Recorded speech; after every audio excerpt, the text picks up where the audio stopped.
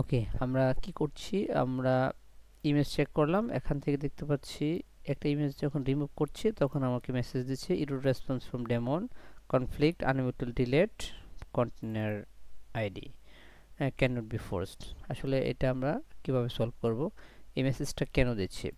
ওকে, এখানে বলতেছে use by running container, এই নামে একটি কন্টেনার রানিং আছে। তাই আমরা দেখি কন্টেনার, দেখি ducker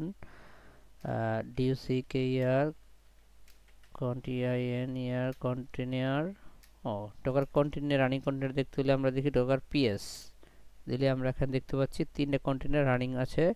এখানে এই আইডিটা 4e4, লাস্টে কি 4e4, এই যে এটা রানিং আছে। এটাকে যদি আমরা স্টপ করে দিই তাহলে আমাদের এই ইমেজটাকে আমরা কি ডিলিট করতে পারবো।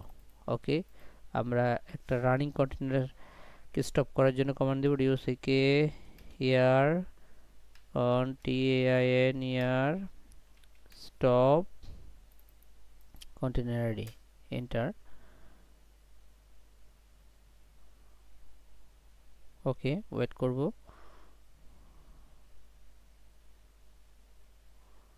ওকে, আমাদের কন্টেনারটি স্টপ হয়েছে। আশা করি আমরা চেক করি ডকার পিএস কমান্ড দিয়ে। দেখুন কিছুক্ষণ আগে আমাদের 3টা কন্টেনার রানিং ছিল, এখন আমাদের 2টা কন্টেনার রানিং আছে।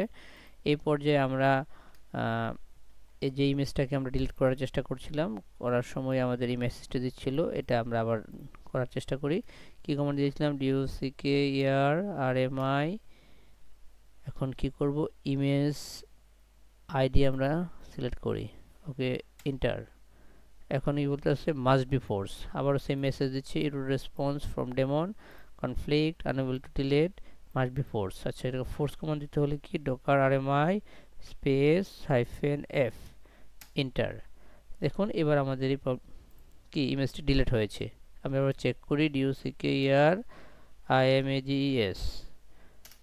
দেখুন কিছুক্ষণ আগে আমরা এখানে 3টা ইমেজ দেখতেছিলাম, এখন আমাদের কি 2টা ইমেজ আছে। ডিয়ার ভিউয়ার্স, আশা করি আপনারা বুঝতে পেরেছেন কিভাবে এই ধরনের মেসেজ দিলে এই ধরনের প্রবলেম পড়লে প্রবলেমটিকে সলভ করতে হয়। Thanks for watching Hamza tech tunes.